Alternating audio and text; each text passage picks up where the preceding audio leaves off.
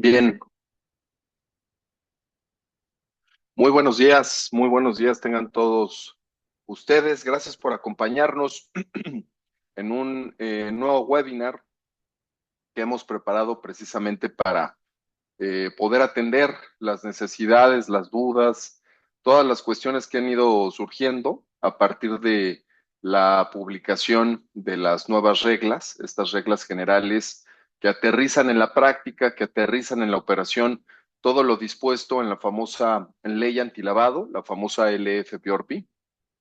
Vamos a estar platicando con dos grandes expertos. En principio, el maestro Antonio Monreal, que va a estar con nosotros esta mañana. Querido tocayo, socio de esta firma en la parte de contención fiscal. Estará también con nosotros la licenciada Norma Hernández. Ella se encuentra al frente, dirige la consultoría en materia de prevención de lavado de dinero. Y su servidor, Antonio Barragán, vamos a estar platicando acerca del análisis de estas nuevas disposiciones tocayo Norma que estábamos esperando desde hace un año. Hay y había mucha expectativa en cuanto a este tema por todos los especialistas en esta materia y desde luego los sujetos obligados. Si bien es cierto, estas reformas atienden a los estándares internacionales, nos vamos a dar cuenta cómo gran parte de esta reforma tiene que ver con las 40 recomendaciones del GAFI. Lo cierto es que era una asignatura pendiente para las actividades vulnerables no financieras. Todos sabemos que estos estándares internacionales que vienen de las 40 recomendaciones, bueno, pues desde hace ya bastantes años los veíamos reflejados en la normativa, en la regulación, en la legislación de las entidades financieras, es decir, para el ámbito de prevención del lavado de dinero, pero ese que recae en las entidades financieras, y veíamos otro régimen de prevención del lavado de dinero aplicable a actividades vulnerables no financieras, del que vamos a hablar el día de hoy, mucho más laxo, ¿no? Del que todavía adolecía hasta la publicación de la LFPORPI en 2025 y que empieza a entrar en operación a través de la publicación de estas reglas y veremos más adelante cómo hay distintas fechas para que surtan plenos efectos en la vía administrativa, es en donde, ¿no? Ahora sí vemos implementado eso que faltaba del estándar internacional. Antes jugábamos, tocayo, querida Norma, en este régimen de prevención del lavado de dinero para actividades vulnerables no financieras, jugábamos con umbrales únicamente, actividades sujetas al cumplimiento de ciertas obligaciones, de ciertas formalidades que dependían prácticamente de sobrepasar un umbral, prácticamente, y siempre y cuando se sobrepasara es que estuviéramos sujetos al cumplimiento de estas obligaciones y formalidades. Hoy, repito, gracias a que se complementan estos estándares y controles internacionales en la normatividad ahora aplicable a las actividades vulnerables no financieras, es que ya no solo dependerá de sobrepasar un umbral, sino que nos vamos a dar cuenta que ya hay un montón, permítanme la expresión, de obligaciones, controles de cumplimiento a los que vamos a estar completamente obligados y las consecuencias en caso de no implementarlos en la operación, pues pueden llegar a ser bastante graves. Y empezamos un poco con la reflexión, porque derivado de estos nuevos controles, pues nos preguntamos qué van a hacer las pymes, qué van a hacer las pequeñas y medianas empresas en México, porque todo esto que tiene que ver con los nuevos controles cuestan definitivamente recursos económicos, van a costar dinero, van a tener que hacer inversiones importantes para el cumplimiento de estas obligaciones las pequeñas empresas, las medianas empresas, y también se necesita de mucha capacitación, se necesita de formación. Yo más allá de la capacitación, este tocayo, como bien lo menciona la propia ley, yo hablaría de formación en esta materia, porque no basta con tomar algunos cursos que tengan que ver con el régimen de prevención del lavado de dinero, sino que esto responde a una verdadera formación de un oficial de cumplimiento. Veremos más adelante que se reconoce la certificación, la famosa certificación de la Unidad de Inteligencia Financiera, precisamente para implementar estos nuevos controles. Y repito, quien vaya a encargarse de este cumplimiento, pues tendrá que tener una formación. Hoy se exige una formación bastante profunda en esto que tiene que ver con el régimen de prevención de lavado de dinero. No cualquiera, repito, no cualquier profesionista, ¿no? Va a poder atender a las nuevas disposiciones. Antes sí, antes era mucho más sencillo porque tenía que depender de los famosos umbrales, ¿no? Era un tema de facturación y siempre y cuando superara la facturación, bueno, pues estábamos sujetos al cumplimiento. Ahora no. Ahora hay que entender un enfoque basado en riesgos, habrá que no solo entenderlo, sino desarrollarlo hacia adentro y hacia afuera de una organización de estos que se les denominan sujetos obligados y elaborar e implementar un enfoque basado en riesgos definitivamente no es sencillo de comprender. Hay metodología, desde luego, pero habrá que conocer esa metodología y habrá que saberla implementar hacia adentro, repito, y hacia afuera de nuestras organizaciones. Bueno, pues prácticamente para eso es este webinar, para dar a conocer los highlights, los puntos más delicados de esta publicación y de una vez les confirmo que después de este webinar vamos a estar haciendo capacitación, formación mucho más específica. Este webinar hoy durará 50 minutos, una hora con preguntas y respuestas, pero definitivamente es para revisar los puntos más importantes. Después de esto, sí vale mucho la pena profundizar precisamente en esto que acabo de mencionar, que es la formación. Vale, pues vámonos, vámonos con estas nuevas obligaciones y para esos efectos, pues preparamos de forma esquematizada esta laminita que vamos a ir agotando.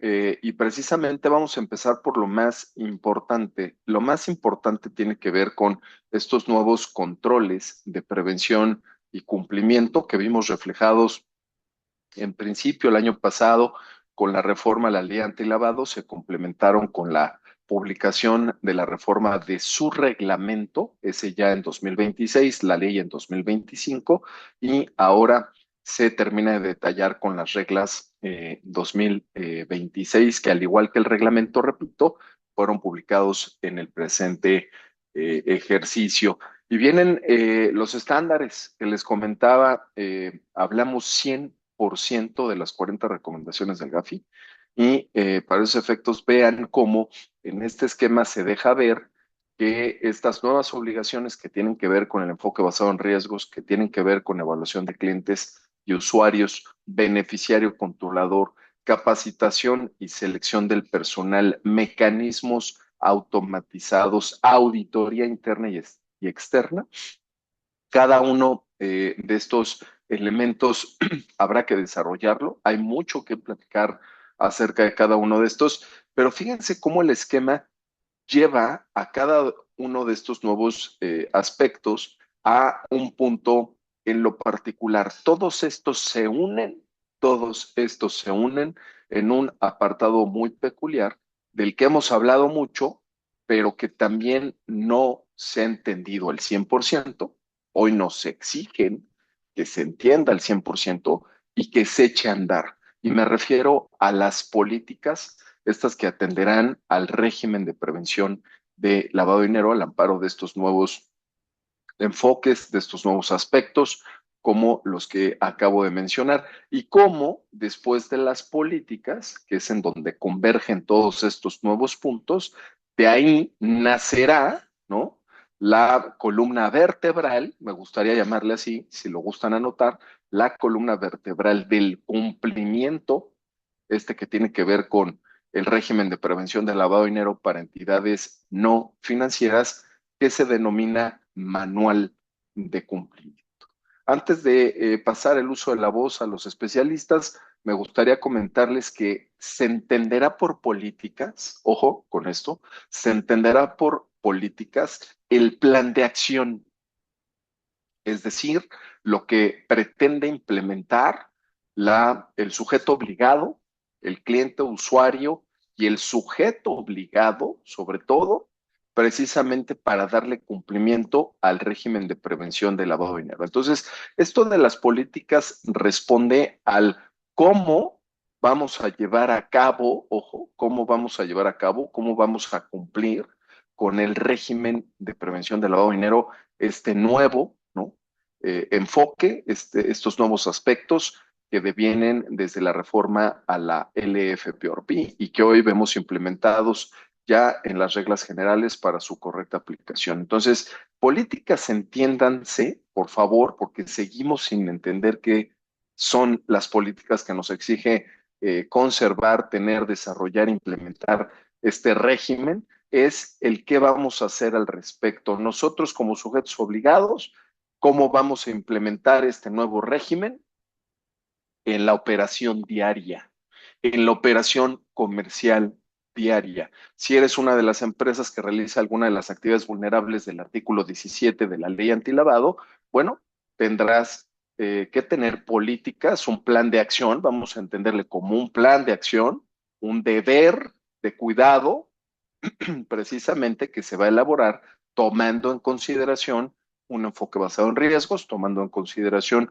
una adecuada evaluación de clientes usuarios, tomando en consideración una eficaz identificación del beneficiario controlador, todo aquello que tiene que ver con capacitar y formar al personal, seleccionar al personal que conozca de esta materia, los mecanismos automatizados, la auditoría interna y externa, el qué vamos a hacer. Entonces, eso nos exige venir a renovar o a crear para aquel que todavía no las tenga, las políticas hacia dentro de su organización, que ya quedamos que es el plan de acción, tomando en consideración todos estos nuevos aspectos novedosos. Y fíjense cómo esas políticas nos llevarán al manual.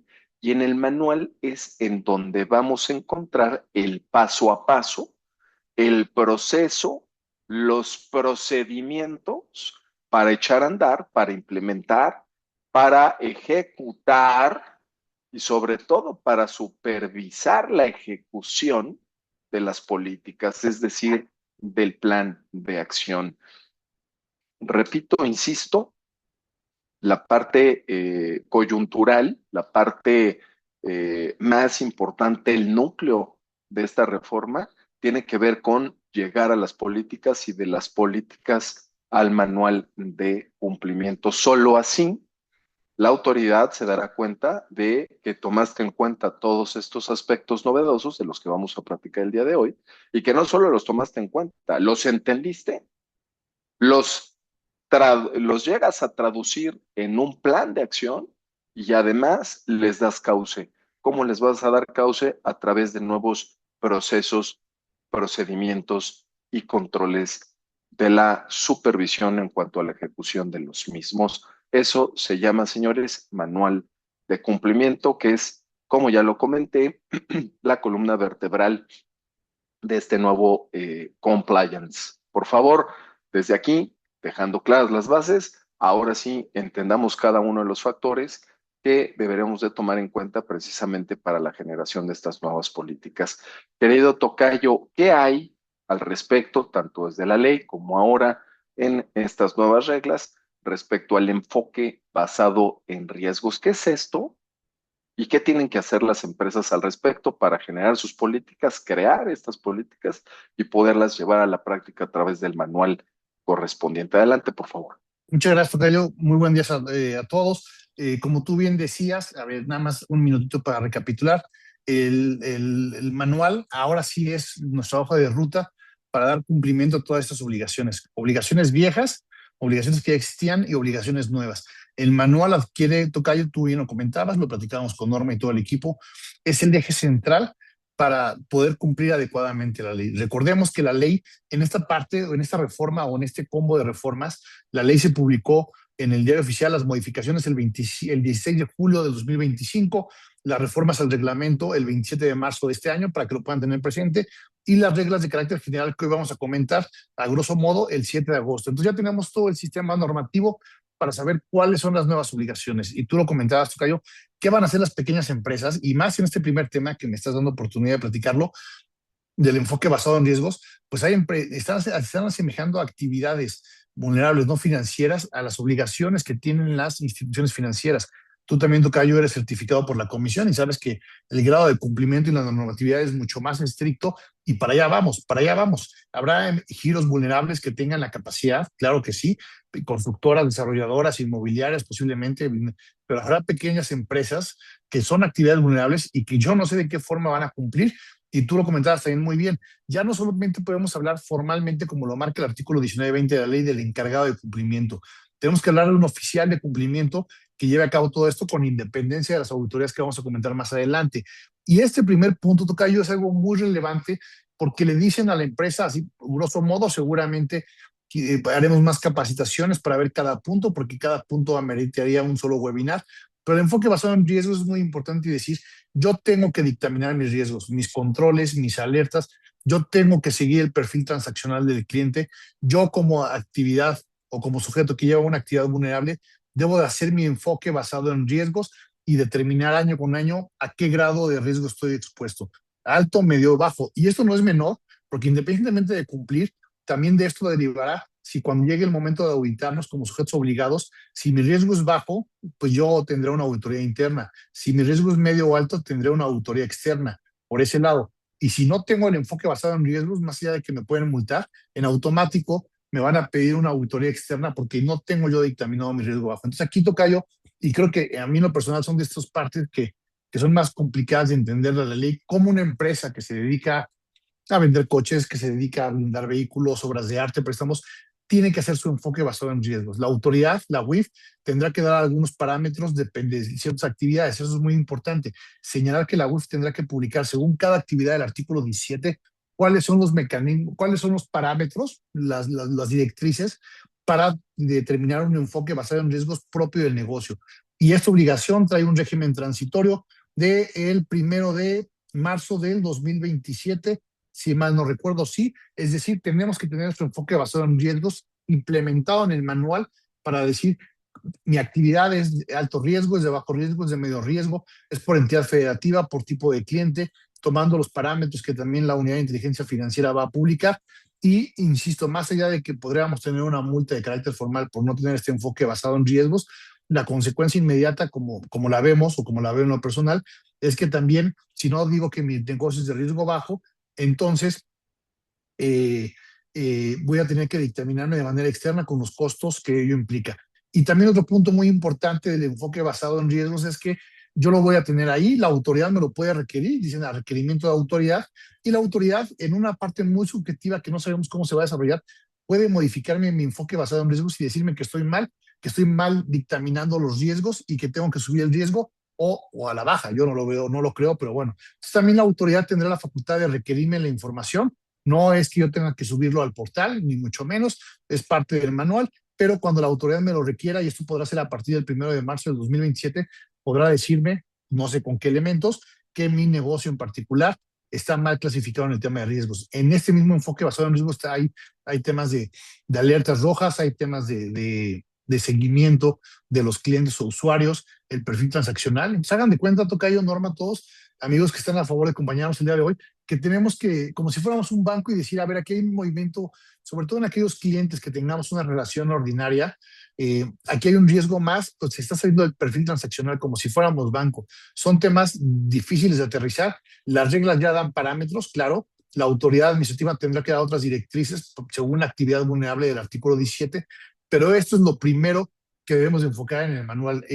Parecido, México hace su evaluación nacional de riesgos, la última es del 2023, respecto a los temas de prevención de lavado de dinero. Entonces, si quisiéramos tener una hoja de guía o una ruta para saber cómo dictaminar y entender este tema de riesgos, más allá de la literatura que hay, que sí está, que sí es abundante, podríamos ver México como país, cómo dictamina sus riesgos en temas de prevención de lavado de dinero, y hagan de cuenta, como se dice en mutatis mutandi, hay que llevar ese tipo de elaboración de documentos a nuestro manual para dictaminarme sanciones, una multa de carácter formal, sanciones, tener que pagar una auditoría externa por no dictaminar de grado de riesgo mi trabajo, y sobre todo la sanción de fondo es que si realmente estoy haciendo una actividad vulnerable que implica un riesgo muy alto en una entidad federativa de estados de la República, que sabemos que hay mucho crimen organizado, lavado de dinero, entonces también podríamos caer indirectamente, posiblemente, en un tema de que la autoridad nos diga que no tuvimos la debida diligencia para dictaminar cuándo un cliente o usuario lo que realmente pretendiera meter dinero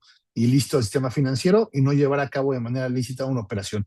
Entonces, este es el principal tema para mí, en lo personal, es de los más complicados de entender, de aterrizar, porque a ver, el empresario no, y tú bien lo decías, Tocayo, va a tener que dictaminar sus riesgos a través de un especialista. Él no puede sentarse y decir, bueno, este es mi riesgo, hay que hacer una matriz, hay que hacer el famoso mapa de calor. Y entonces, en ese sentido, ya no es, y tú lo dijiste muy bien, Tocayo, es nada más umbrales y avisos. Es un tema meramente de facturación. Hoy las obligaciones periféricas se han convertido en obligaciones centrales y en ese sentido, este es un claro ejemplo de ello. El sujeto que lleva a cabo una actividad vulnerable por ley debe de dictaminarse. ¿Qué beneficio tenemos o que tienen los sujetos que llevan a cabo una actividad vulnerable? Ninguno, siempre lo hemos dicho, el que lleva a cabo una actividad vulnerable no tiene en apariencia la intención de lavar dinero, tiene que cuidar que el cliente o usuario no haga lo propio a través de una transacción comercial, no financiera, pero pues todas las obligaciones y todas las sanciones caen, desgraciadamente, si lo quieren ver así, o como lo quieran ver desde el punto de vista de una autoridad, afortunadamente, en quien lleva a cabo una actividad vulnerable. Esta es la primera obligación. El manual de cumplimiento, que hay que reformular, lo que está en el artículo 37 bis de las reglas en el capítulo 10, tiene que tener una disposición dentro de los 14 puntos del enfoque basado en riesgos, y es un tema de autodictaminación, es un tema de autodeterminación, y insisto, no es algo que tengamos que subir al portal, pero que tenemos que tener en manual, porque en cualquier momento, a partir del 1 de marzo de 2027, la autoridad lo podrá verificar.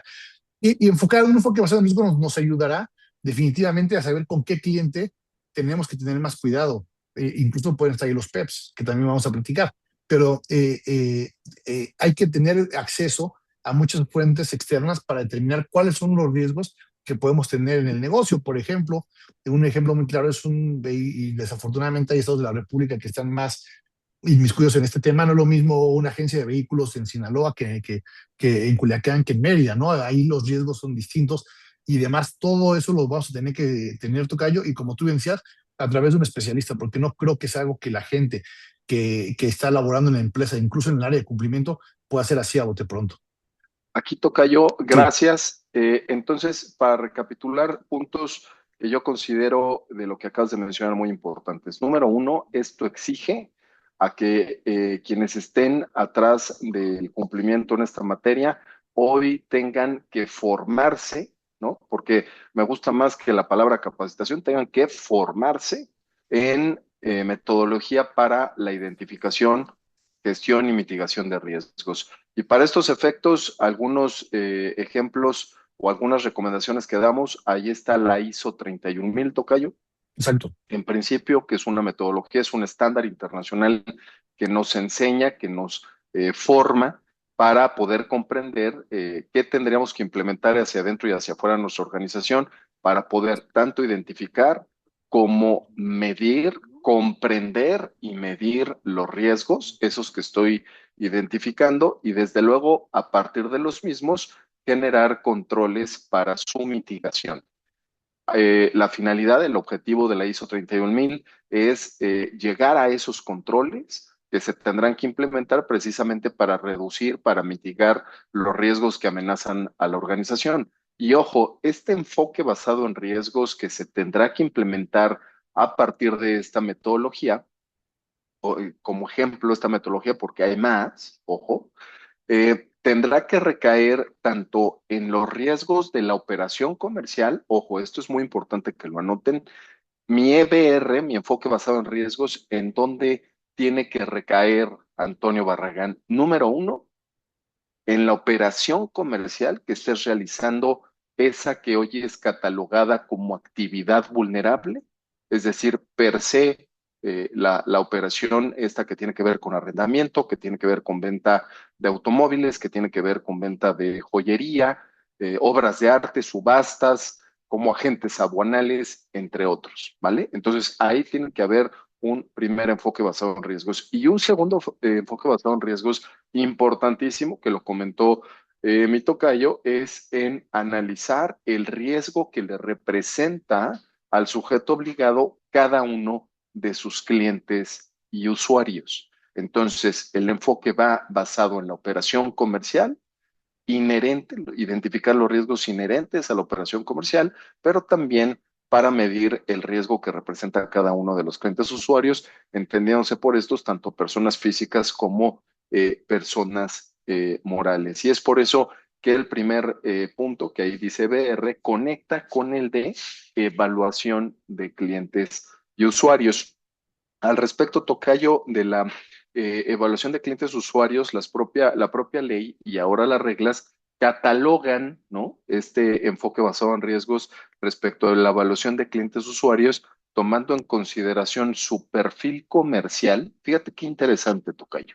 Entonces, ahora yo que soy agente ONALO, ahora yo que soy una actividad vulnerable, al momento de efectuar mi enfoque basado en riesgos, voy a tener que identificar a mis clientes y los voy a tener que clasificar, ojo, de acuerdo a su perfil comercial. ¿Qué hace cada uno de mis clientes? ¿A qué se dedica? ¿Y por qué es importante saber a qué se dedica? Porque de ahí que se presuma la fuente de ingresos. Acuérdense que todo esto tiene que ver con procedencia de recursos. Entonces, aquí la pregunta es, ¿con qué tipo de recursos? ¿De dónde nacen? ¿Cuál es la fuente de los recursos con los que me paga a mí, proveedor de una actividad que es catalogada como vulnerable al amparo del artículo 17 de la ley antilavado? ¿Con qué tipo de recursos me paga mi cliente? Bueno, pues tendríamos que saber a qué se dedica para saber si los recursos con los que me paga pudieran ser de procedencia lícita o ilícita, ¿no? Es prácticamente el meollo del asunto respecto de la evaluación que tendría que hacer por cada uno de estos. Entonces, ojo, tomar en consideración su perfil comercial. Dos, tomar en consideración algo importantísimo, que es en donde estoy seguro, tocayo, y aquí pónganlo con rojo, estoy seguro, ya lo hablaremos en algunos meses, años, cuando empiecen las auditorías, es en donde creo que pueden llegar a fallar los controles y en donde vendrán las consecuencias graves, que es el analizar el perfil transaccional de cada uno de nuestros clientes. ¿Qué es esto del perfil transaccional? Es una radiografía, es un estudio, es un análisis del comportamiento comercial de cada uno de nuestros clientes. Semestralmente habrá que ir revisando cuánto nos van comprando, cuántas veces se acerca el cliente a nosotros a pedirnos más servicios, más actividades comerciales, menos actividades comerciales, porque en esa virtud se deja ver que el régimen de prevención de lavado de dinero mide la capacidad de lavado que pudiera llegar a ejecutar un cliente haciendo uso de una actividad vulnerable. Y entonces tendría eso que irse midiendo, tocayo. Por eso es que más adelante vamos a hablar de los mecanismos automatizados, así como veníamos midiendo la famosa acumulación, ¿no?, respecto de cada una de las ventas que íbamos realizando para que en caso de que en algún momento superáramos el umbral, se generara el cumplimiento de obligaciones, al menos la presentación de los avisos. Bueno, pues además de la acumulación, hoy tenemos que medir un perfil transaccional. ¿Qué tanto se acerca el cliente con nosotros? Respecto del periodo anterior, vamos a tener que irlos comparando los periodos para ir analizando picos que pudieran resultar irregulares, en donde pudiera darse el caso de que un pico irregular respecto del perfil transaccional que venimos teniendo con cada uno de nuestros clientes usuarios pudiera responder a una operación con recursos de procedencia ilícita. Fíjate qué interesante esto, tocayo, porque ya lo dijiste tú muy bien, esto no lo va a poder hacer cualquier persona, se necesita de un perfil profesional conocedor y bien formado en todo este tipo de asuntos que tiene que ver con un modelo de cumplimiento respecto a esta materia.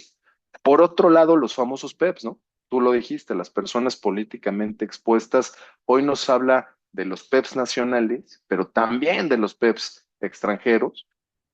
Tú dijiste, va a venir mucha información, necesitamos que llegue mucha información, guías, prácticamente guías de la Unidad de Inteligencia Financiera, tanto para saber tener una brújula que nos oriente en cuanto a cómo llevar a cabo un EBR, pero también necesitamos tener acceso a información de personas políticamente expuestas, como hoy tienen acceso los bancos y las entidades financieras, tanto las nacionales como extranjeras. Termino y te paso el uso de la voz, querido Tocayo, para tocar el siguiente punto que tiene que ver con beneficiario controlador. Si me hicieras el favor, dándote a conocer que, como tú bien sabes, la semana pasada es un ejemplo. La semana pasada atendimos una auditoría del Departamento de Comercio de los Estados Unidos. Y me vas a decir, oye, ¿y esto qué tiene que ver con la charla del día de hoy? Eh, Le notificaron a un cliente que tenemos en Guadalajara que se dedica a la importación y exportación de componentes de inteligencia artificial, ¿no? Componentes tecnológicos, electrónicos, que tienen que ver con el uso de inteligencia artificial.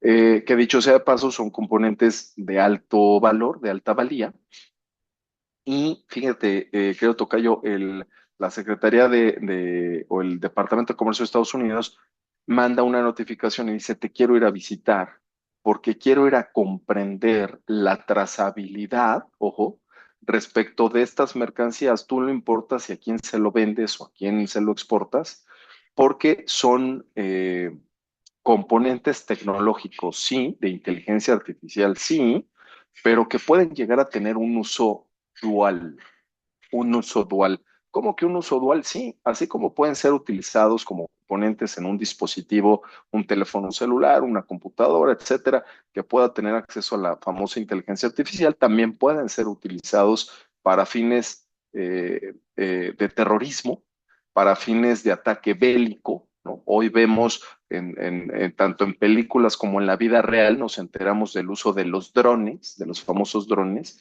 tanto para hacer espionaje, pero también para detonar armas de destrucción masiva. Cómo hoy la tecnología tiene que ver con la delincuencia organizada y el terrorismo, situación que también atiende al estándar internacional que tiene que ver con las 40 recomendaciones del GAFI. Y atrás de esto, Tocayo, hay recursos. Atrás de esto hay un tema financiero que tiene que ver con el envío, ¿no? De los recursos, ¿no? De una cuenta a la otra, precisamente para financiar la compra, la venta de todo este tipo de mercancías que pudieran llegar a tener otros fines distintos al comercio lícito. De ahí que el análisis de riesgos, ese que va a recaer en clientes usuarios, va a ser muy importante y, como lo comenté al inicio, ¿a qué se dedica tu cliente? A eso que se dedica tu cliente puede tener un uso dual.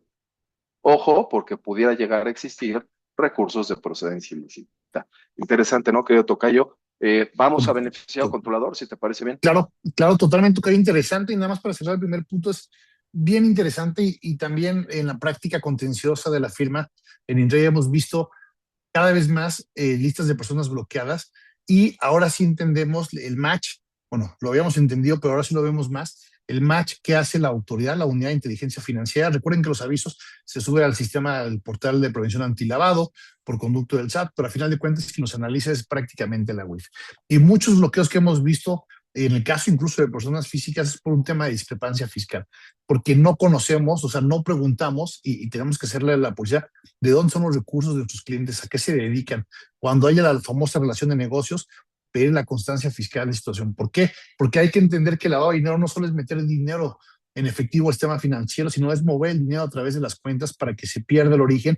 Y en ese sentido, cada vez más, para que también ustedes lo tengan muy presente, sus clientes, las empresas, los despachos para los que trabajan, las agencias aduanales, la discrepancia fiscal y el tema de defraudación fiscal, compraventa de facturas, está siendo un delito presente muy fuerte para el tema de bloqueo por posibles actos de lavado de dinero. Entonces, lo que detecta la autoridad es: vas a comprar un vehículo, pides un servicio, al final de cuentas tienes con qué pagarlo, pero pues si no hay un debido control, una debida diligencia, o incluso que se abstenga de llevar a cabo la operación, la autoridad se va a enterar que pues estás comprando un bien donde no tienes una capacidad económica, no me refiero a económica, sino fiscal, discúlpeme, porque no estás dado de alta, porque estás dado de alta sin obligaciones, porque no has presentado declaraciones en los 5 últimos años. Entonces el tema fiscal con PLD va totalmente de la mano y nosotros tenemos que ayudar al Estado, bueno, quien lleva a cabo la actividad vulnerable y decirle, oye, mi cliente o usuario se dedica a esto y sus recursos en apariencia, porque tampoco tenemos un tema muy a fondo, son de procedencia ilícita. Y si no, si a nosotros se nos va, lo podrá, pero lo tendrá que ver la autoridad. El otro tema, tocayo, es bien importante, el beneficiario controlador. Desde la reforma a la ley al año pasado, el reglamento de las reglas, es una vuelta de tuerca porque hay que identificarlo sí o sí. Antes había conceptos más indefinidos, hoy es el beneficiario controlador. En pocas palabras, cuando tengamos un cliente o usuario de persona moral, siempre va a haber un beneficiario controlador. No es posible que nos digan que no.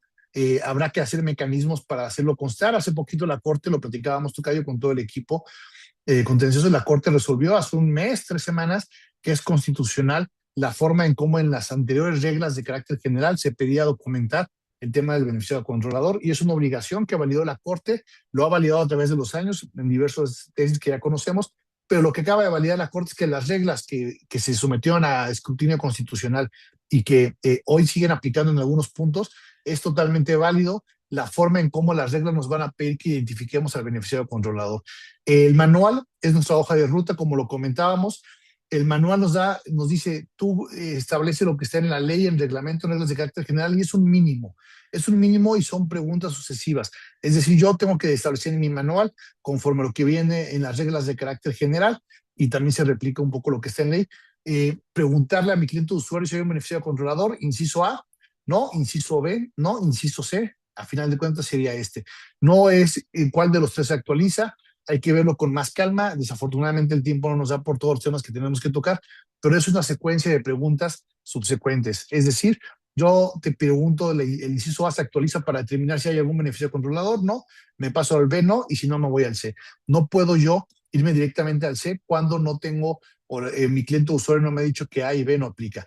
Los parámetros están ahí, a ver, es quien tenga el control efectivo de la empresa, quien pueda determinar acciones o decisiones de otra empresa. Y aquí, a diferencia de lo que marca el código fiscal en ese famoso beneficiario controlador para efectos fiscales y de la contabilidad, el porcentaje accionario es mucho menor, es del 25%, y siempre el mensaje, y esto viene mucho del GAFI insistiendo en el tema de quién está atrás de las empresas, de por qué a la empresa se lo utiliza para poder lavar dinero, es el vehículo, y lo platicábamos, tocayo, también el tema del 421 del Código Nacional de Procedimientos Penales, la responsabilidad moral de la empresa, porque a final de cuentas hay gente que solo utiliza la empresa para delinquir, para lavar dinero, y entonces el GAFI, el legislador mexicano, las autoridades quieren saber quién está atrás, pero realmente quién está atrás de las empresas. No lo veamos como un requisito más, hay que hacer formatos, hay que conocer la ejecutoria de la Corte para determinar que lo que nos marcan las reglas es correcto en la forma en cómo vamos a requerir a documentar si hay beneficiario o no, pero es muy importante que cuando sepamos que tenemos una persona moral como cliente usuario, siempre habrá un beneficiario controlador, y si en el manual, si el cliente no nos quiere decir, señalar en el manual, abstente de hacerlo, de llevar a cabo la operación, o documenta de tal forma que cuando la autoridad te verifique, vea que el cliente fue el que no te quiso dar el dato, a pesar de que la lógica y la ley nos dice que el beneficiario controlador en personas morales siempre lo habrá, que es el grupo de personas o personas físicas que realmente ejercen el derecho de uso, gozo, de disfrute de esos bienes o de esos servicios que están pidiendo a través de una actividad económica. Ese es un punto muy importante. Y también, hablando del punto sancionador, esto no se modificó en regla, sino en la ley desde el 16 de julio del año pasado. Las multas suben considerablemente. Antes, por cada cliente o usuario, por no tener identificado el beneficiario controlador, era una multa de 200 sumas, 21,000 pesos. Hoy, por no tener identificado al cliente, al beneficiario controlador de mi cliente o usuario, la multa sube a la mínima 2,000 lumas, 200,000, 210,000 pesos. Entonces, si yo tengo 10 expedientes con estas 10 observaciones del beneficiario controlador que no lo pedí o que no documenté correctamente este dato, luego entonces vendrán las sanciones económicas. ¿Qué información le tenemos que pedir a nuestros clientes usuarios cuando digan que hay un beneficiario controlador? Prácticamente la misma que establecen reglas para el cliente usuario. Hay que hacer una copia del expediente del cliente usuario y una copia del expediente del beneficiario controlador. Solamente bajo la lógica de que la persona física pues realmente existe y no es un enteleque como la persona moral, solamente la persona física, cliente o usuario de quien lleva a cabo una actividad vulnerable podrá decir no tengo beneficiario controlador, no tengo beneficiario final.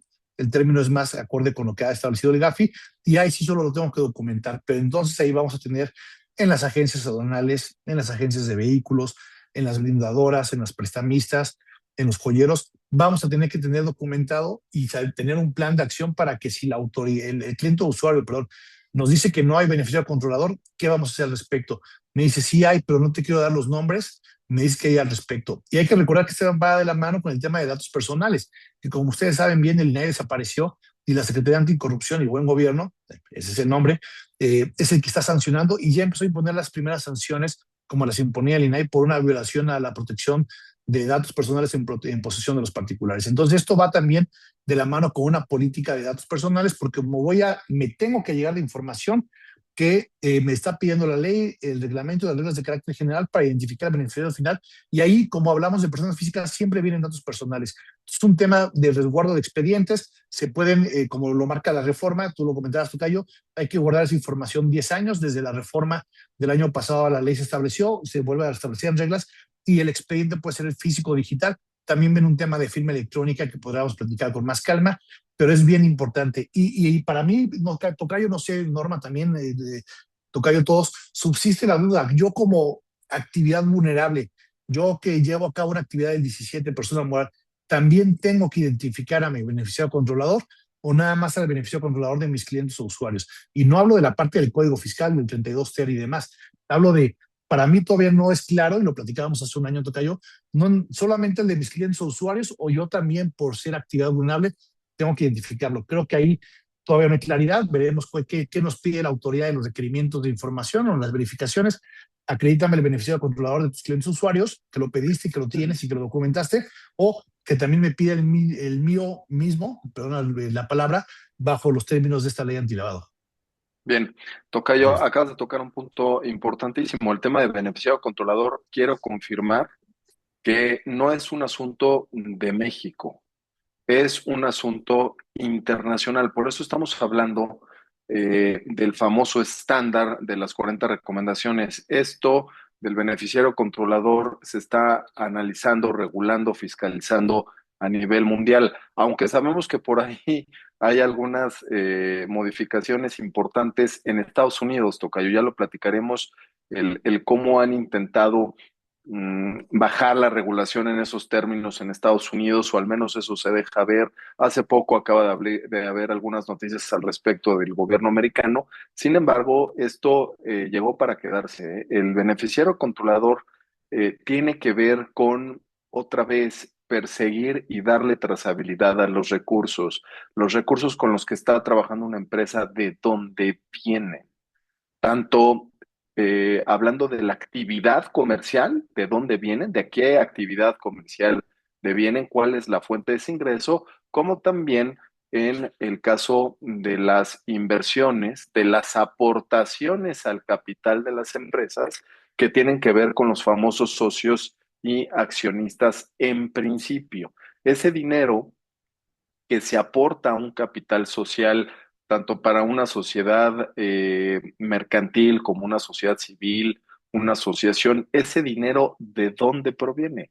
El beneficiario controlador, que es prácticamente el dueño final de esos recursos que se aportan a un capital, que se aportan precisamente a acumular el patrimonio de las personas jurídicas, también se tiene que transparentar en cuanto a la fuente que tuvo que haber pagado impuestos, es decir, que tuvo que haber cumplido con una obligación tributaria previo a su aportación, y también el que tuvo que haber acreditado que ese dinero, que esos recursos que son aportados posteriormente a una sociedad, a una persona jurídica, son de procedencia lícita. Y ahí es en donde nos encontramos con un sinfín de tipologías, en donde también pudiéramos llegar a detectar a los famosos prestanombres, que es algo que también ya regula la propia ley, y desde luego lo que hoy se conoce como testaferros a nivel internacional. Este punto, Tocayo, también va a ser bien importante en el tema de fiscalización. Y tú lo dijiste bien, no solamente para efectos de prevención del lavado de dinero, sino también para efectos fiscales, sabiendo que esta regulación del famoso beneficiario controlador la tenemos desde el 2021 aproximadamente implementada para efectos de la contabilidad, ¿no? Hoy lo dice el Código Fiscal de la Federación, las empresas obligadas a llevar contabilidad tendrán que cumplir con este aspecto del famoso beneficiario controlador. Bien, otro de los puntos importantes, porque nos está comiendo un poquito el tiempo, querido Tocayo, la capacitación y selección del personal. Fíjate cómo la propia reforma hoy establece que, por lo que ya comentamos, debe de ser formativo este tema, no cualquiera lo va a saber controlar. Bueno, pues esto impactará no solamente en darle formación a los empleados, sino también en saber seleccionar a los empleados. Esto tiene que ver, fíjate cómo llega la regulación tocayo hasta el tema de recursos humanos, ¿eh? O sea, la gente de recursos humanos tiene que estar aquí sentada.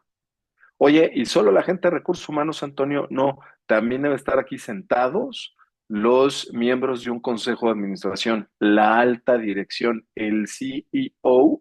Tendría que conocer de esta materia, Antonio, pues pero él está en las nubes, él ve otros negocios, él está jugando golf, él está haciendo negocios en el extranjero, tiene que saber de esta materia definitivamente.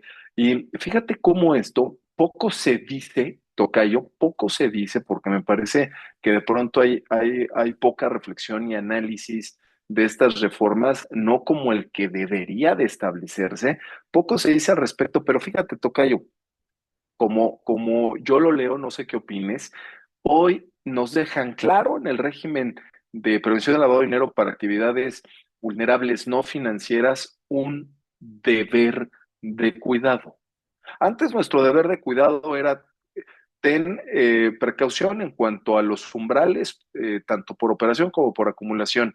Luego entonces, si se superan, cumple con el régimen, ¿no? Ah, muy bien, de acuerdo. Hoy nos dicen, además de eso, tienes que implementar todos estos aspectos, ojo, de prevención y cumplimiento, porque aquí sí estamos hablando ya de un sistema de gestión de compliance hacia adentro y hacia afuera de una organización, que en caso de que no te suministren recursos, tanto económicos, humanos y materiales, para la implementación de todo lo que estamos platicando, y el día de mañana, Tocayo, fíjate bien, Tocayo, el día de mañana pudiera llegar a cometerse un delito haciendo uso de alguna de estas empresas como sujetos obligados que fueron usados, vamos a llamarle así, por una falta de control de cumplimiento, por una falta al deber de cuidado, por una infracción a su deber de cuidado, porque hoy esto es mi deber de cuidado. ¿Qué tengo que cuidar? Obligatoriamente, por eso es un deber de cuidado, esto que estamos platicando. Si el día de mañana no lo hago bien, porque al director no le interesó, porque no me suministraron recursos, porque no me puedo formar, porque esto lo tomamos a la ligera, y el día de mañana en una investigación en materia penal, porque recordemos que esto de la prevención del lavado de dinero nació penal. Hay mucha gente que cree y dice que nació en la vía administrativa y que la LF, peor que la ley antilavado, nació por sí misma. No tiene vida propia. Es un reflejo, es una consecuencia del artículo en principio 400 del Código Penal Federal, que es el que nos habla de las operaciones con recursos de procedencia ilícita. En la vía administrativa nació como resultado y consecuencia de dicho delito un régimen de prevención, mismo que no existiría si no existiera el delito. Entonces, al final del día, todo nos lleva a la parte penal con independencia de la sanción administrativa, que dicho sea de paso, pueden llegar a traducirse en multas de alta cuantía. Por supuesto que van a afectar al patrimonio de las empresas quien no lo atienda y no lo atienda bien. Totalmente de acuerdo. Pero ¿qué pasa con la parte penal? Hoy me preocupa más que nunca para este régimen en México, Tocayo, porque otra vez vamos a pensar en una empresa que no tiene, Tocayo, no tiene el ánimo de cometer una conducta delictiva. No lo tiene. Se dedica como sujeto obligado se dedica a hacer cualquiera de las actividades del artículo 17 con la mejor intención de hacer las cosas bien en México, de tener un ejercicio comercial, una práctica comercial legal, pero por falta de control respecto de estos nuevos aspectos, por falta de control, porque no le entendió, porque no le dio la importancia, porque la alta dirección, porque no hay dinero, porque no hay recursos. Por eso hablábamos de las pymes, cómo le van a hacer, porque esto va a costar dinero, esfuerzo, capacitación, formación, sistemas. Se necesita, tocayo.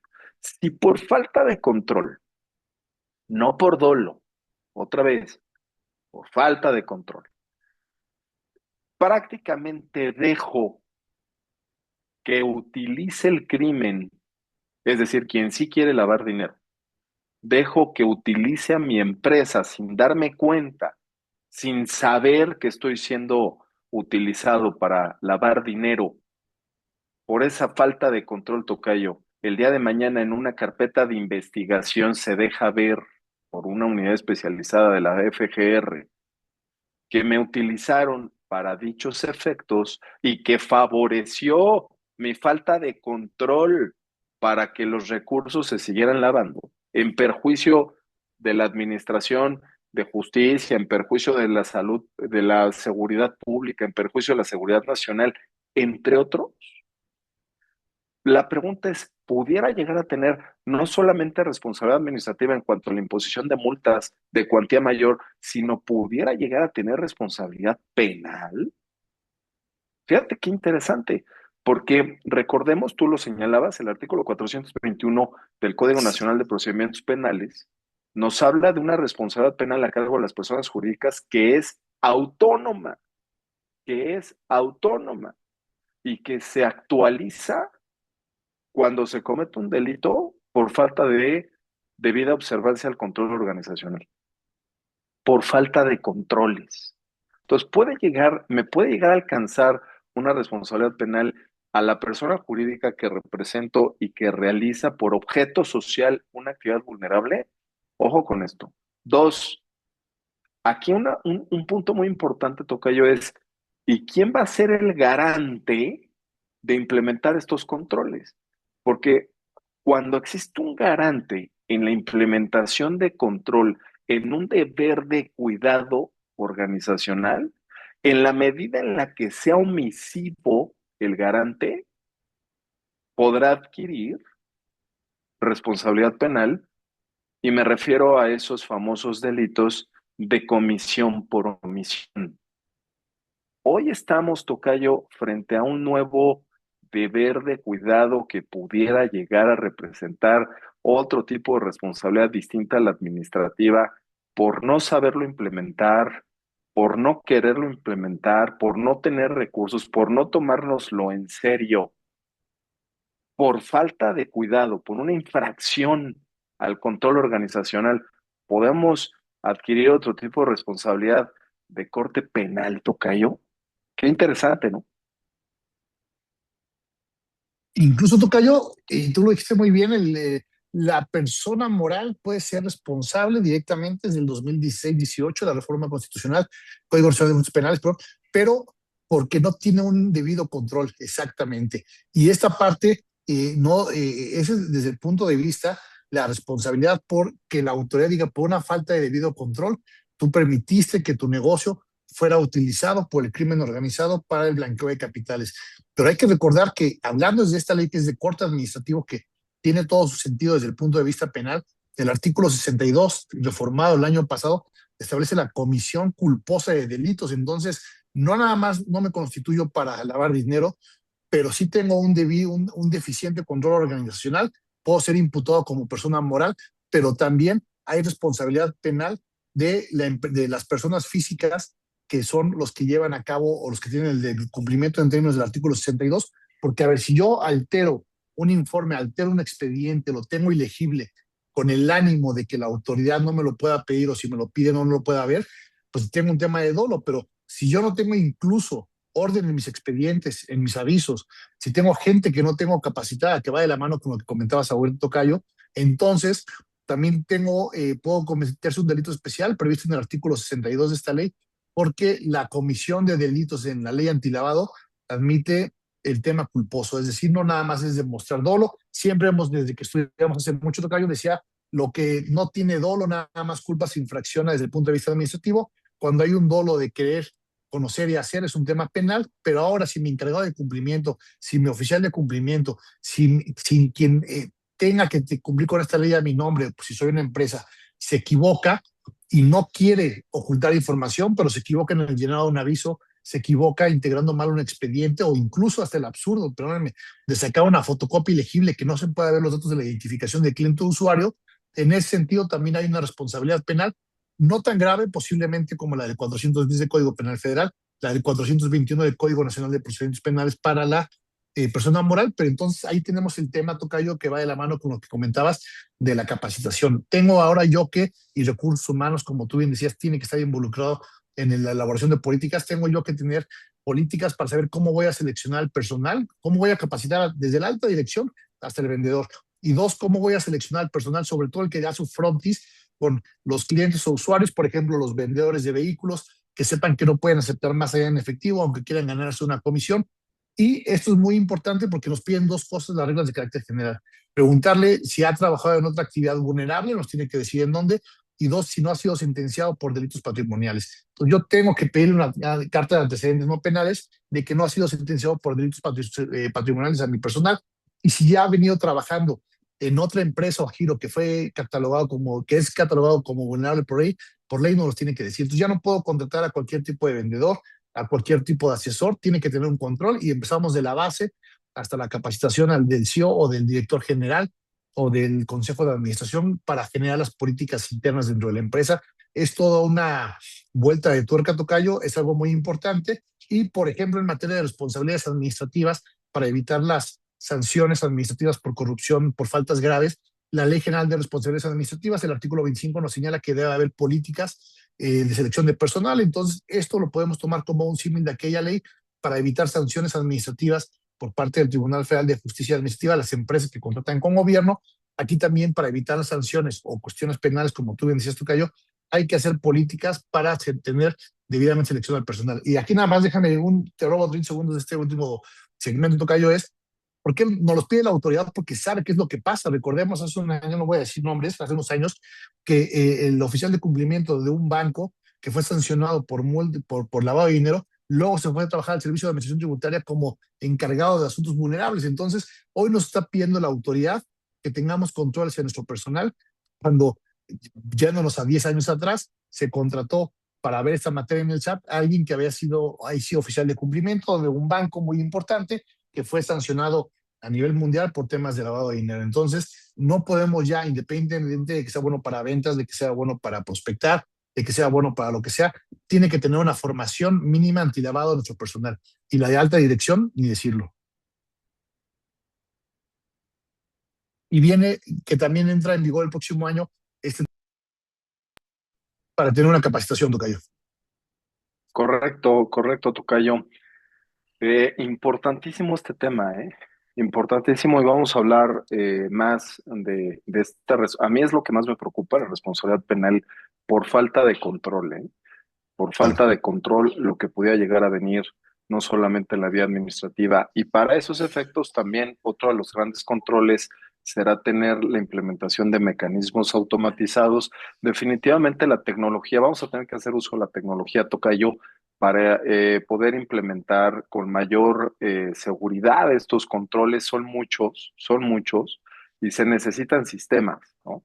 Que nos apoyen como una herramienta, como un apoyo de precisión para poder demostrar no solo que estamos cumpliendo con ellos, sino que en la práctica sí implementar este modelo de gestión de riesgos que nos permite identificar si hay riesgo o no al momento de querer vender nuestros servicios o nuestros productos a determinados clientes o usuarios. De pronto nos gana el ánimo de lucro, como es normal, pues para eso están creadas las empresas. Sin embargo, esta y otras materias empiezan a limitar el ejercicio comercial, la práctica comercial, en la medida en la que pudiera llegar a representar un riesgo ese que por falta de una debida diligencia ese que por falta de un deber de cuidado nos puede comprometer mucho más que lo que vamos a ganar vendiéndole a un determinado Claro. cliente o usuario, ¿eh? Ojo con esto, eh, una causa penal nunca, nunca va a ser, nunca va a valer la pena, digámoslo así, venderle a un cliente a cambio de una causa penal. Cuidado con esto, ¿no? Habrá que ponderar el ánimo de lucro, midiendo y gestionando el riesgo. Entonces, también el tema de mecanismos automatizados muy importante, Tocayo. Ya platicaremos de forma más detallada en otro formato. Como lo dije al inicio, este es un formato webinar informativo, pero es imposible agotar todo lo que se publicó porque fue una reforma sustancial desde el año pasado respecto a estos nuevos controles y lo tendremos que hacer al amparo de otro formato que tendrá que ser mucho más formativo, que tendrá que ser más de curso, más de capacitación y no tanto de webinar informativo. ¿Qué nos dices al respecto de las auditorías internas o externas? Porque es un temazo este de las auditorías que de forma interna va a tener que implementar el sujeto obligado, pero también el double check a través de un externo certificado. ¿Qué nos dices al respecto, querido Tocayo? Claro, Tocayo, y un tema muy interesante, pero más cargas para la empresa, porque independientemente del autocontrol, del buen manual que tenga que tener, del cumplimiento adecuado de la ley, del reglamento, de las reglas de carácter general, que es un ecosistema muy amplio, nos impone la ley la obligación de decir, aparte tú te tienes que dictaminar. Mucho lo platicábamos, Tocayo, en función del riesgo. Si eres bajo, puedes tener una autoridad interna in-house. Si es riesgo medio o alto, tienes que contratar a un especialista que tenga 5 años como experiencia en temas de antilavado, que se puedan acreditar, claro. Y algo muy importante que vamos a platicar, Tocayo, y que tú anunciarás en su momento de la certificación seguramente, es que esté certificado por la UEF el auditor. Entonces, que es, no nada más basta que yo cumpla y que la autoridad me pueda verificar o me pueda iniciar procedimientos sancionadores o eventualmente la autoridad me pueda hacer requerimientos de aquellos que platicamos en el webinar pasado que se estableció en el reglamento, que pueden acabar con sanciones sin agotar un procedimiento sancionador. La autoridad, a ver, la ley antilavado aplica supletoriamente la ley de procedimiento administrativo y en su artículo 13 este último ordenamiento marca la buena fe. Entonces, pero la autoridad no es que no nos crea que estamos cumpliendo, sino ahora nos impone o impone a los sujetos obligados de esta ley que llevan a cabo actividades vulnerables a auditarse.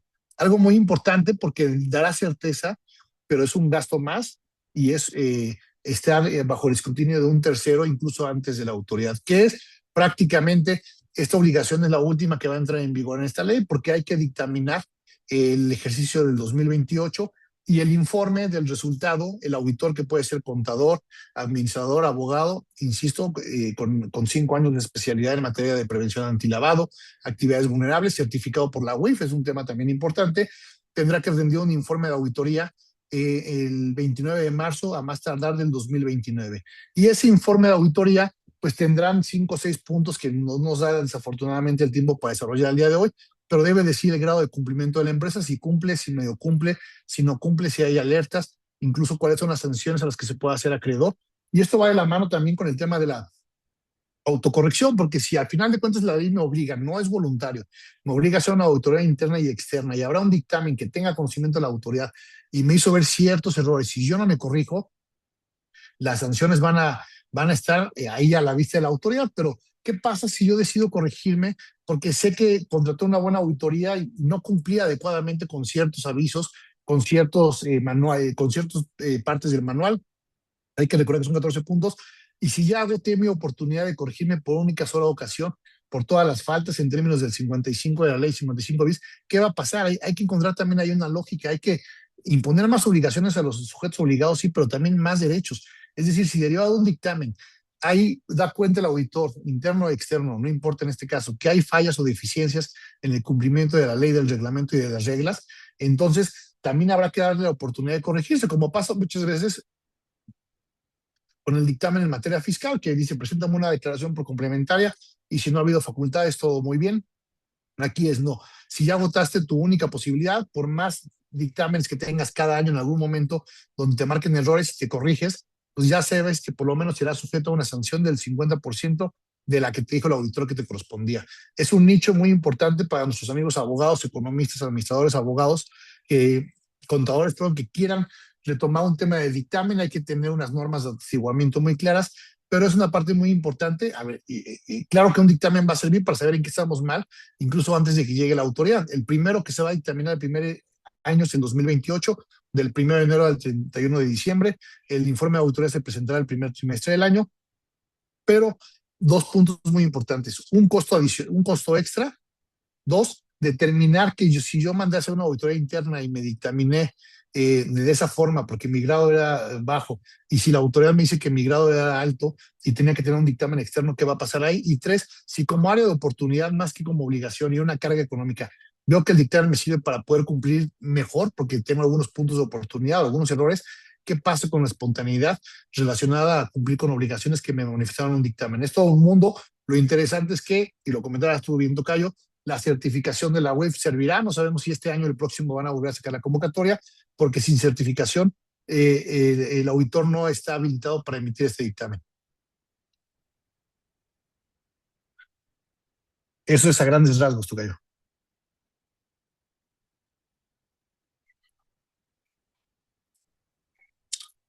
Bueno, me parece que traes el micrófono ahí apagado, Tocayo. Ahora está ahí. Entonces, este punto es muy importante que lo tengamos en cuenta. Y el punto es hasta qué punto se va a meter el auditor. Bueno, pues las reglas ya traen los capítulos que el dictamen debe de tener, pero donde nosotros creemos que puede haber un punto ahí, incluso de mí, es decir, oye, y esta falta de presentación de aviso extemporáneo puede ser acreedor a una multa de 10,000 UMAS, está bien, pero también que nos señalen eso, pues nos va a generar pánico, nos va a generar estrés, porque también me va a corregir y posiblemente no lo voy a poder hacer. Entonces aquí sobre este punto, no sé, Norma, también lo habíamos comentado, si tuvieras algún punto sobre el tema del dictamen. Sí, pues prácticamente invitarlos para que realicen este ejercicio para identificar el nivel de cumplimiento que tienen respecto a la LFPORPI, de las reglas y también del reglamento a la ley, principalmente porque hay que trabajar esas áreas de oportunidad desde este momento. Hemos tenido una experiencia bastante satisfactoria en la que detectamos diferentes tipos de riesgos, áreas de oportunidad, errores por falta de atención, por situación de que sus colaboradores ya están acostumbrados a realizar una actividad de manera mecánica sin tomar el debido cuidado como es, porque principalmente no conocen el impacto que tiene la omisión o una acción incorrecta dentro de su proceso. Y realmente ellos necesitan esta capacitación. En nuestra opinión, esta reforma ha sido muy atinada. Si bien es cierto, genera bastante carga administrativa para los sujetos que realizan actividades vulnerables, pues también lo es que nos va a ayudar para evitar que terceros nos utilicen para introducir recursos ilícitos a nuestros negocios. Entonces, ¿qué mejor más que tener a nuestro personal debidamente capacitado, hacer una correcta selección de nuestro personal? Ya lo platicaba el maestro Antonio Monreal. ¿Cuáles son los lineamientos que nos ha establecido la autoridad dentro de estas reglas de carácter general? Y la base de todo es tener soporte documental debidamente bien resguardado. ¿Por qué? Porque de esta manera vamos a acreditar el cumplimiento de cada una de nuestras obligaciones. Efectivamente, muchas gracias, Norma. Es algo que tenemos aparte nosotros como especialistas que nos gusta la materia, incluso un nicho de oportunidad, solamente un punto por un tema de conflicto de interés. Si yo soy encargado de cumplimiento de ciertos sujetos que llevan a cabo actividad vulnerable, no los puedo dictaminar a ellos. Creo que hasta es lógico, pero lo establecen las reglas.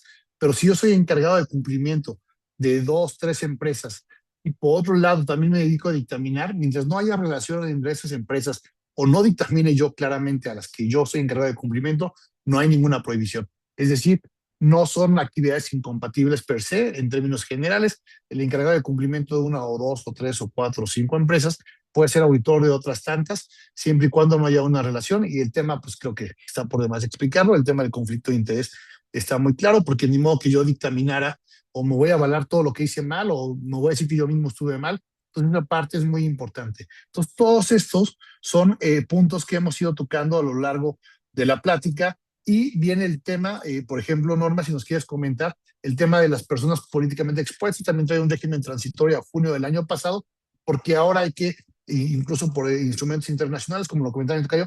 Hay que identificar si nuestro cliente usuario es un PEP, porque ahí necesitamos medidas con mayor eficacia. Y miren, yo no lo quiero decir, es un tema, es un foro académico, pero pues la propia legislación, las propias autoridades internacionales, el GAFI, instrumentos internacionales, determinan que los políticos están muy involucrados en temas de lavado de dinero. ¿Por qué? Por temas de corrupción. Recordemos que también un delito precedente o predicado son corrupción a lavado de dinero. El que más dictaminó la UIF, la última vez que publicó un informe al respecto, era el 60% de asuntos fiscales, pero temas anticorrupción de que tiene que ver con políticos siempre estaban de la mano. Y entonces, Norma, si gustas platicarnos un poco más de qué es lo que tenemos que hacer para determinar si un cliente o usuario es un PEP.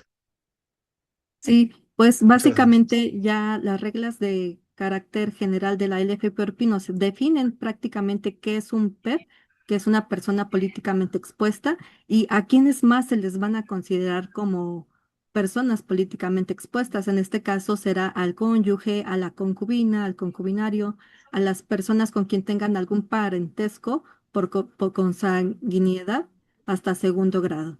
Y pues realmente sabemos, como lo comentaba el maestro Antonio Monreal, que estas personas tienen un apetito de riesgo mayor.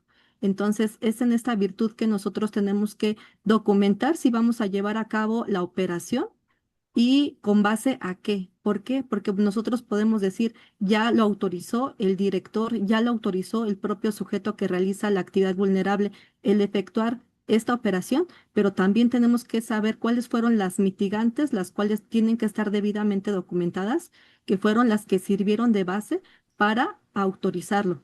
Y es cuando muchas veces voltean los sujetos que realizan las actividades vulnerables con nosotros y nos preguntan, ¿sabes qué? No me está proporcionando, por ejemplo, su declaración patrimonial, porque gracias a la declaración patrimonial es un elemento adicional o complementario que me permite conocer si tiene la capacidad económica, pero también se comprueba ante la autoridad que efectivamente esta PEP tuvo X ingreso.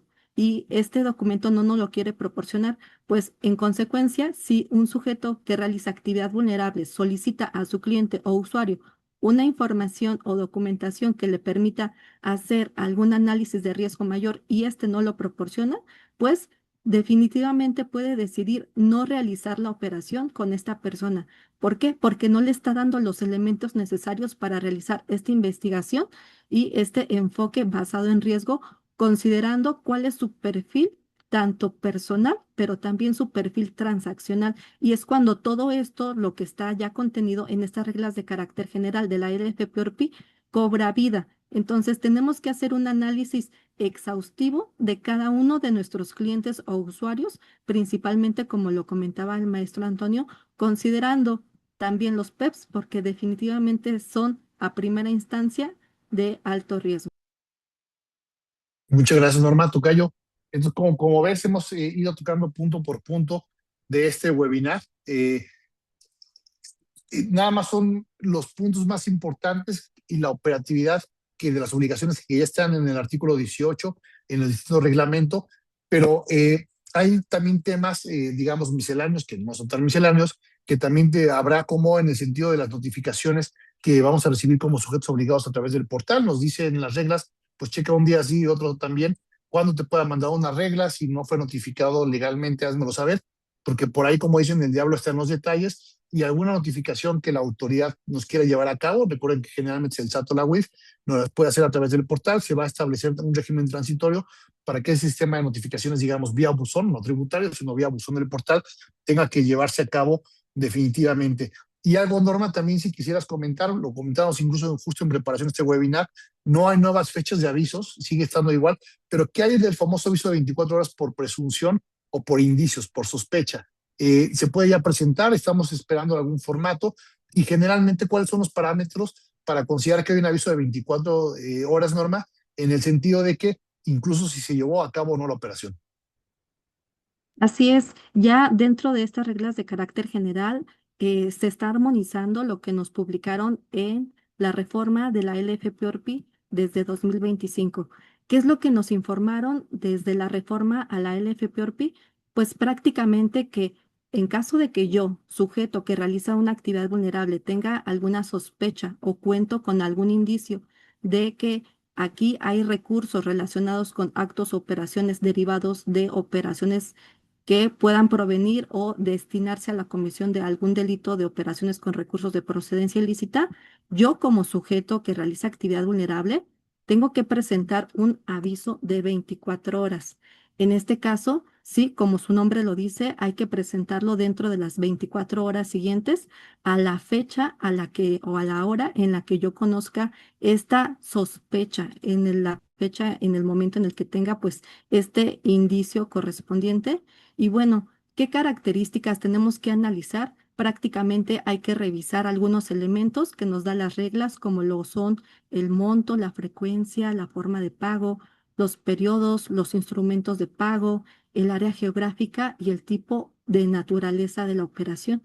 En este caso, pues nosotros podríamos presentar este aviso, aunque la operación no se haya realizado, o bien, aunque esta operación no alcance el monto o la condición, que es lo que nos establecen generalmente en el artículo 17 cuando ya encuadramos en los umbrales o cuando se realiza la prestación de servicios, por ejemplo, del agente aduanal.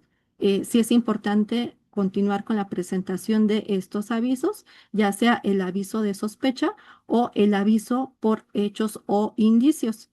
Este último, el aviso de hechos o indicios, procede cuando, a partir de algún tipo de información publicada a través de fuentes públicas o privadas, nosotros conozcamos que aconteció un acto relacionado con el cliente o usuario, que está vinculado este cliente o usuario con recursos de procedencias ilícitas. Y pues como lo comentábamos, también se presenta dentro de las 24 horas al momento que nosotros tuvimos conocimiento. Y bueno, la misma situación. Este aviso puede presentarse aunque la operación no haya alcanzado el monto o la condición para presentar un aviso ante la autoridad. Y bueno, aquí se puede presentar aunque no se haya llevado a cabo el acto o la operación. ¿Qué es lo que busca la unidad de inteligencia financiera con estos avisos?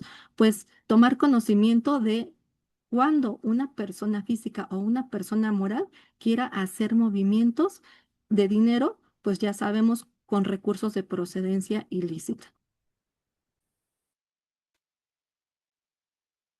Efectivamente, Norma, es parte bien interesante porque la falta de presentación de este aviso, pues es la misma sanción que la que contempla el artículo 50, los artículos 53, 54, 10,000 UMAS por la falta de presentación, pero a final de cuentas vamos a ser prácticos.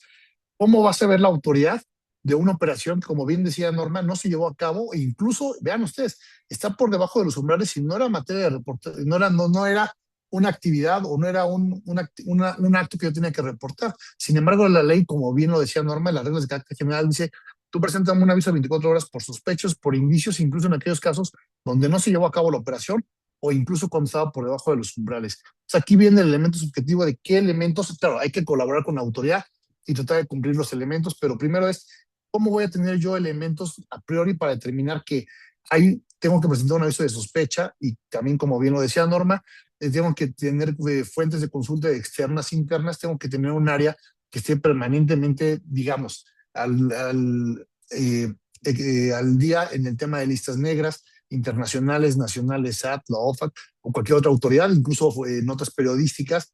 Y al final de cuentas, esto es para decir a la autoridad, se quiso hacer esta operación o se llevó a cabo, o incluso no era reportable, pero por lo sospechoso, yo te tuve que haber informado a la autoridad. Vayamos a la práctica, a la parte práctica que también importa al empresario o a la gente aduanal.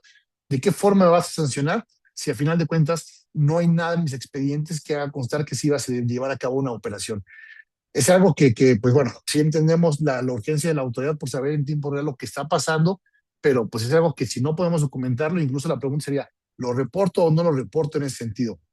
Entonces son temas que, bueno, aquí sí, este formato todavía está en stand-by la obligación, un par de meses más, 6, 8 meses, hasta que se modifiquen la resolución que contiene los anexos, que contiene los formatos. Mientras tanto, como tal, esta obligación que nace desde el reglamento, desde la reforma del reglamento publicada el 27 de marzo de 2026, no se puede materializar. El régimen transitorio del reglamento decía ahora, y ahora todavía hay un régimen transitorio, pero hay que ir pensando de qué forma tenemos que ir documentando y elaborando las políticas para que tengamos elementos para considerar que hay un aviso bajo sospecha o indicios, como decía Norma, y que a final de cuentas no se llevó a cabo la operación o no era reportable, igual o de igual manera yo tendría que presentar ahí el aviso en este punto.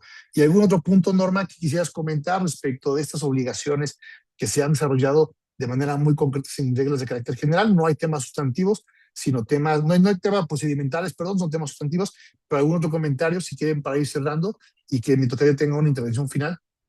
Sí, si bien es cierto, ya se tiene establecido que la unidad de inteligencia financiera va a emitir diferentes tipos de guías, algunos documentos orientativos, también lo es que los propios sujetos que realizan actividades vulnerables deben de iniciar con el desarrollo de todo esto que estuvimos hablando en esta sesión.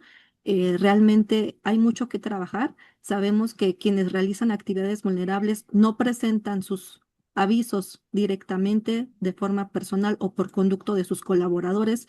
También hay otros que sí los realizan sus colaboradores, pero no tienen ellos la formación ni el conocimiento necesario para el cumplimiento de estas obligaciones, que realmente con la capacitación y con el procedimiento de selección, así como con la comprobación documental que ahora requiere la autoridad, se hacen necesaria, pues hay que ir trabajando sobre ello.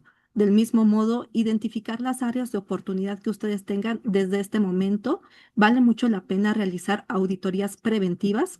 ¿Para qué? Para identificar qué es lo que nosotros podríamos subsanar y hacer efectivos, pues, aquellos derechos que nosotros también podríamos ejercer en caso de que, pues, aún no estemos al corriente de todas nuestras obligaciones y, pues, más que nada, ofrecernos en el servicio en el sentido de solventar cualquier tipo de dudas. Ya tuvimos contactos con diversos agentes aduanales. Estamos aclarando algunos puntos muy importantes dentro de su manual y también pues una vez que ya estén ellos ya regularizados, pues vamos a empezar a implementar estas nuevas obligaciones, adecuándolas primeramente en sus manuales para posteriormente permearlas con su personal operativo, administrativo y directivo, que es esta línea de compliance que nos manejan las reglas. Pues mejor imposible, Norma, cerraste muy bien esta parte y la última palabra es la clave de compliance. Hay que tener un compliance antilavado. Claro, no hay que confundirlo como tal con el manual, porque el manual es una obligación más que ahora embona distintas obligaciones, pero un compliance es un tema más integral y como lo comentaba mi tocayo, el compliance o el documento, como quieran llamarlo aquí en México, nos va a servir de hoja de ruta incluso para evitar una responsabilidad penal de las personas morales. Entonces, muy buena estos puntos, Norma, que estás dando como parámetros para seguir a partir de la publicación de estas reglas de carácter general. Y tocayo, si quieres que vayamos cerrando el webinar, por respeto, de hecho ya nos extendimos un poco más, son temas que a ver, podríamos estar todo un día, sé que vendrá una capacitación por parte de Intrade para el examen de la WAIF, encargados de cumplimiento, auditores y demás, en algún momento, pero pues muchas gracias, Norma, por tan puntuales respuestas y tocayo, te cedo la palabra para dar cierre al webinar. Gracias, querido tocayo. Pues todos estos temas muy interesantes, la verdad es que en todos se puede profundizar y se debe de profundizar mucho, dada la importancia que tienen estas reformas. He estado viendo otros webinars, tocayo, y creo que no se están tocando con la profundidad y con el análisis adecuado, con la importancia adecuada. Pareciera que son situaciones fáciles de cumplir. Esto, desde luego, implica, como ya lo platicamos, mucha formación. Es por eso que nos vamos a comprometer en traer más de estos temas con la debida profundidad para poder cumplir adecuadamente. Estén, por favor, muy pendientes de lo que vamos a estarles enviando para invitarlos, para convocarlos a participar en todos estos eventos especializados. Además de esto y de ponernos a sus órdenes para recibir sus consultas y sus preguntas al respecto, por aquí vamos a aprovechar para dar a conocer este programa en principio. Querido César, ¿andas por ahí para platicarnos al respecto, por favor? Sí, maestro. Buenos días a todos. Los invitamos a nuestro programa de entrenamiento para la certificación como oficial de cumplimiento en comercio exterior y aduanas, que está respaldada por la certificación ISO 17024 y el S1301. Iniciamos el 29 de septiembre en un horario de 9 a 1 de la tarde y finaliza el día 17 de diciembre. Los días en que se estará impartiendo dicha capacitación serán los martes y jueves cada 15 días. El costo Depende de la certificación que tú escojas. Tenemos la ISO 17024 que tiene que tiene un certificado con validez internacional en varios países de América y también nacional.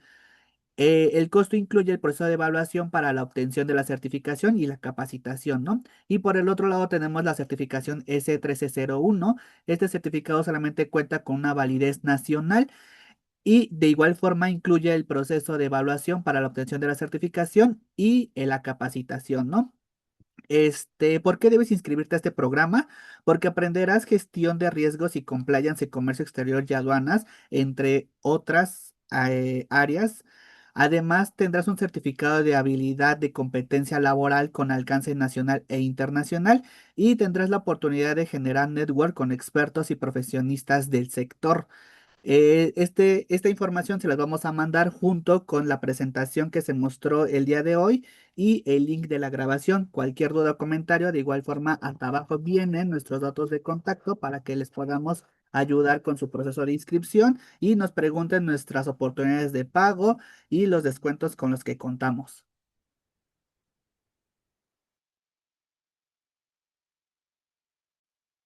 Perfecto, perfecto, muchas gracias, César. Y Tocayo, veo que también estaba respondiendo algunas preguntas. César, me parece que las que se quedan ahí, la verdad es que en honor al tiempo ya nos extendimos más de media hora. Si gustan, tomamos nota de las preguntas y se las contestamos por correo, porque vemos que hay varias y no sé si nos dé el tiempo para contestarla, pero bueno, Tocayo, andas por ahí para despedir la sesión, Ya estuvimos por acá, querido tocayo. contestando algunas. Muchas gracias contestando Sí, algunas de las preguntas más importantes. Muy interesante la pregunta de Josué. No tendría por qué ser considerado un Pepe. agente como un PEP, aun y cuando la reforma los reconoce actualmente como un auxiliar del Estado. Por ahí ya le platicamos a Alexander su pregunta, Rosario.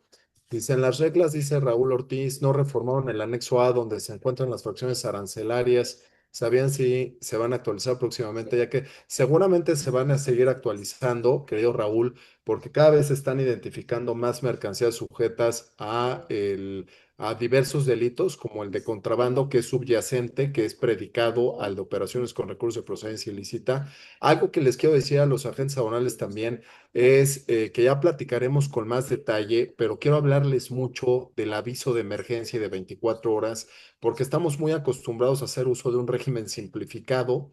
Y me parece que ahora, independientemente del régimen simplificado, sí es recomendable cumplir con el aviso de emergencia de 24 horas, ya lo platicaremos al respecto, precisamente para que el día de mañana no acreditemos una forma de participación dentro de alguna investigación respecto a un tema penal relacionado con operaciones con recursos de procedencia ilícita, ¿eh? Eso es importante. Sí, vamos a compartir el material, querido David Cano. Y bueno, gracias a todos. Estén muy pendientes, por favor, de lo que vamos a seguir enviando y estamos muy atentos en lo que esto sucede a sus comentarios y dudas. Que tengan un excelente día. Tocayo, muy amable, excelente como siempre. Muchas gracias A ti, por todo. Tocayo, a Norma, muchas gracias también. Querida Norma, muy amable. Gracias a todos ustedes. Seguimos en comunicación y otra vez muchísimas gracias. Hasta pronto. Muchas gracias, buen día.